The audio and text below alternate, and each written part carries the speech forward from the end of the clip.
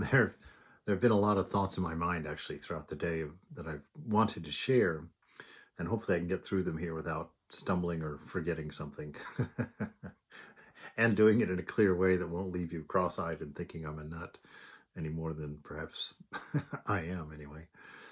But there's a story in the Chandogya Upanishad that Vivekananda references in a lecture of his called Practical Vedanta Part 2.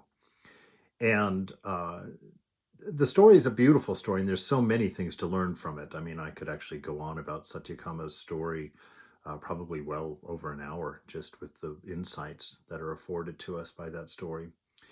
As you remember, his mother was perhaps an immoral woman, but anyway, didn't know who his father was. So whatever conclusion you want to draw from that.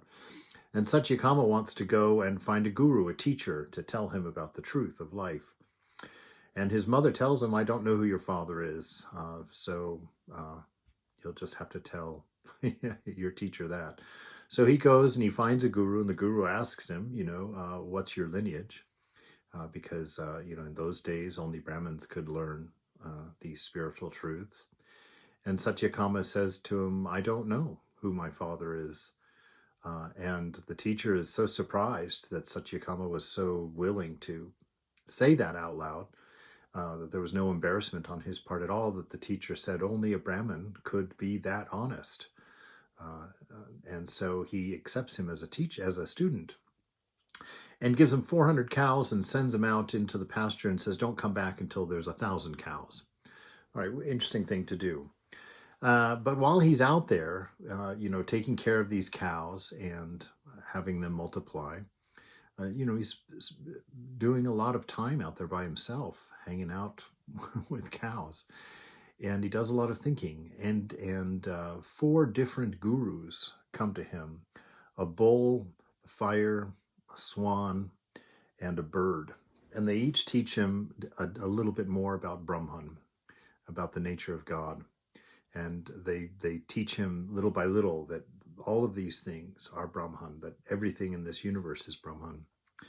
So all of that is very interesting. It's a big setup, but Vivekananda says something that I hadn't heard before, and I loved it. It's really sparked me today to do a lot of thinking about it. And he says, now apart from the allegories of what the bull, the fire, and the birds taught, we see the tendency of the thought and the direction in which it was going in those days, that everything is God.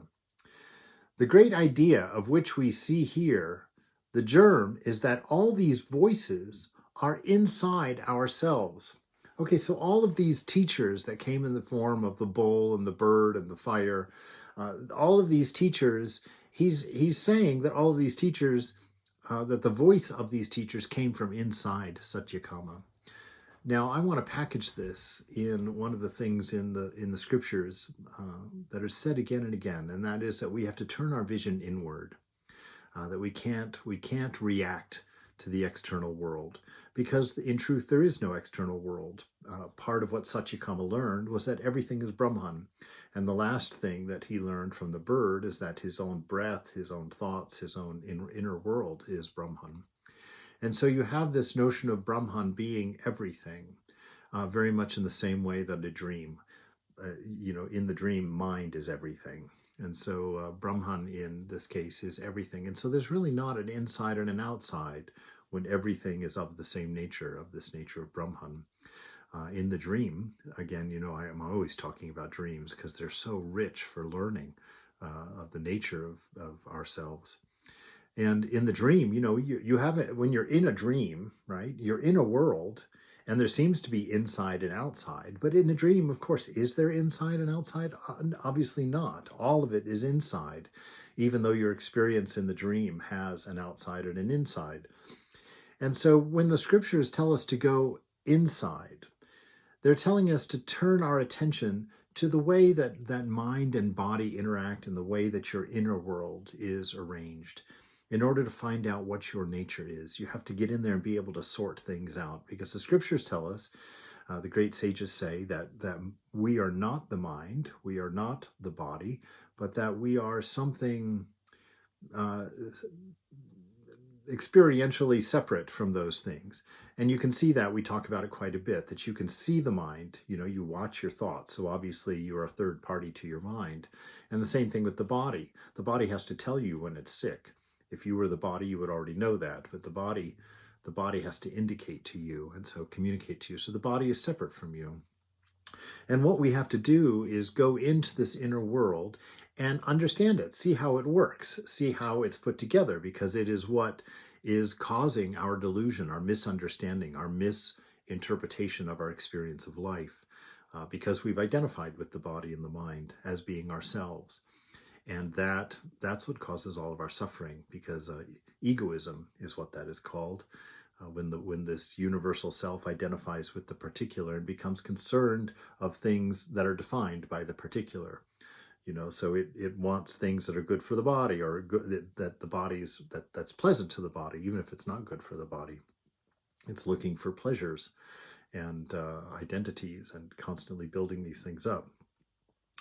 So as we go inside, we see the mind, and we very quickly recognize that there's a lot of repetition in our mind and in our habits of mind, and that the mind is not as creative as it seems, that every thought that comes follows the previous thought, and you can't break that chain. And so this idea that the mind is just an organ that secretes thought is an interesting idea, and takes away some of our attachment to that, or our identity with mind, when we kind of realize that it's not all that it's cracked up to be, as it were. And so we see the patterns of the mind, and by watching more closely, you begin to see that these patterns are triggered most of the time by the senses. When I tell my favorite story about pizza, you smell pizza, and then you get hungry for pizza, and then you go get pizza. And so you see how you've kind of fallen into a pattern of thinking that produces an action. It raises a desire, produces a plan, produces an action, and then you go get it. And that's how we live our life. We're cued by the senses. The mind is triggered into its, normal patterns of thought around that trigger. And that brings us to a point of action through a desire, through some sort of sense of lack or need or want, or aversion too. And we live our life like that, just constantly reacting to the outside world, or this world that we assume to be outside. And so by going inside and becoming aware of the patterns of the mind, you can then choose to react or not react, because the ideal is that you go inside, find out that your nature is separate from body and mind, and you can actively choose not to engage and let them idle on however they idle on. You just become the observer of it. And through that practice, we come to realize that we're not really the doer, that we're just reacting. And so we're being led by desires and by misunderstandings of the nature of the world and ourselves. So we're trying to quiet that mind down so that we can find out what we are when nothing is telling us what we are. When we don't have senses prompting us to action, when we don't have the mind telling stories about what and who we are, when everything is silent inside, and you've seen your separateness from it, in that silence, we come to know what we are by default, without anything whispering in our ear, no third party saying, this is what you are. And the discovery at that point, the sages say, is that you are made of pure love, that you are made of pure wisdom, and that it's all bundled together in this I am, this existence of being. And what we're trying to do in life, to have a happy life, to have a peaceful life, to have a fulfilling life, a life based on truth, we're trying to stop reacting and triggering mental patterns. And we're trying to come to a place where we respond to the world, not react to the world. Reaction means we're taking these things that are happening in the senses and having it determine our desires, actions, and aversions. What we want to do is leave the world as neutral around us and respond from our nature, so that our only motivator is pure love, an objective love, a love that's not predetermined by states of mind caused by senses. So we're trying to live a life that's an expression of an inward nature. So we're living from the inside out instead of from the outside in. right? And because Sri Nisargadatta Maharaj, who we study on Thursdays, teaches that the difference between an enlightened person and a deluded person is that an enlightened person describes himself from the inside out, and the deluded person describes himself from the outside in. And the difference is that when an enlightened person sees someone suffering, he suffers because he knows that he and that suffering person are the same, and that that self which is suffering in the condition of that life is the same self experienced life through his body. And so we're trying to get to that place, and that's purity. Purity means no me and mine. That means no identity with the small particular. It's just a life of inspiration from the inside out, that every action that you do is based on pure love. Every thought that you have is based on pure wisdom, and all of it is expressed in the moment, in the notion and understanding that all of this is divine, all of this is sacred. But in that paradigm, selfishness disappears, hatred disappears, and we see that all of that was an illusion caused by our misunderstanding in identifying with the particular, the body and mind, and seeing accordingly an outside world and an inside world, and then being motivated by the outside world. That's not what we want.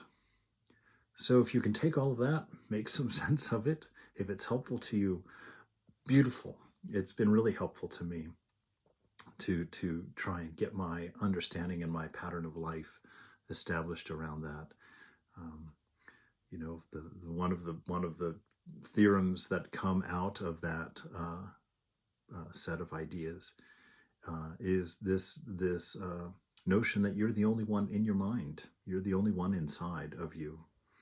And so when you split yourself into different desires and thoughts, you become multiple people, and they argue with each other, and you lose control of yourself. You get lost in your thoughts. You start taking on wrong ideas, and it goes downhill from there. So find that silence within. Find that lone self that sits in peace in the center of the heart, and learn to live in response to what you are, the love and wisdom, and not to live reacting to what is deemed to be outside of you through your senses and body mind. See what that does for you. Have some fun.